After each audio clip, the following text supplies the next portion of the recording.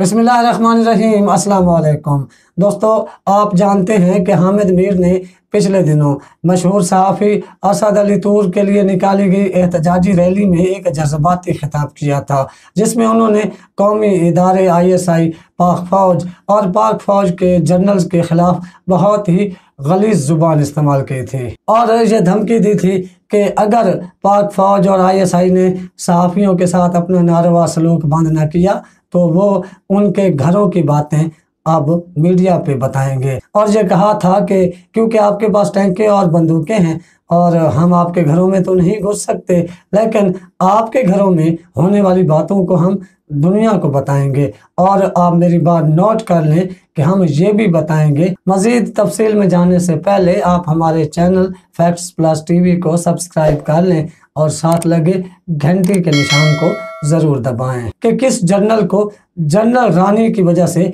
उसकी बीवी ने गोली मारी थी। आप मेरी बात समझ रहे हैं ना? ये अल्फाज थे हामिद मीर के। इसके अलावा उन्होंने कौमी इदारे यानी पाक फ़ौज को धमकाते हुए गलीज़ अंदाज में ये भी कहा था कि आपके टैंकों को जंग लग चुका है, आप इंडियन फ़ौज से लड़ने के लिए डरते हैं और हमें निजी तौर पर ये बताते हैं कि हम इंडिया से जंग नहीं करना चाहते, तो आप हम पर भी हमला आवर मत हो। मगर अब इंडिपेंडेंट उर्दू ने और BBC ने ये रिपोर्ट किया है कि जियो न्यूज़ ने हामिद मीर को कैपिटल टॉक से अलग कर दिया है। उनका प्रोग्राम कैपिटल टॉक रोज़ाना रात 8 बजे नशर होता था, जिसमें वो मेज़बान थे और बड़े अरसे से आ रहे थे। इस्लामाबाद से ये प्रोग्राम लाइव नशर होता था, लेकिन अब जियो न्यूज़ ने उन्हें गैर मुअय्यना मुद्दत के लिए छुट्टी पर भेज दिया है। ये एक ऐसी बात है जिसके बाद यकीनन हामिद मीर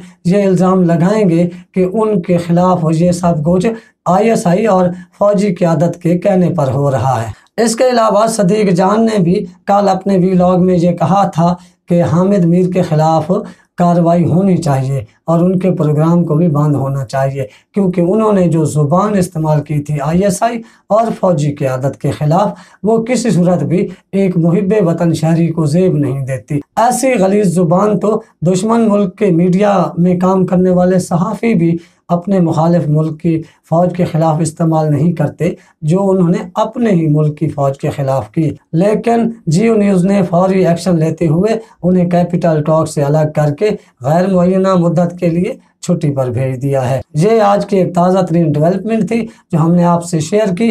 अब तक के लिए इतना ही। आप अपना, अपने घर वालों और दोस्तों का ख्याल रखिएगा, इस चैनल का भी।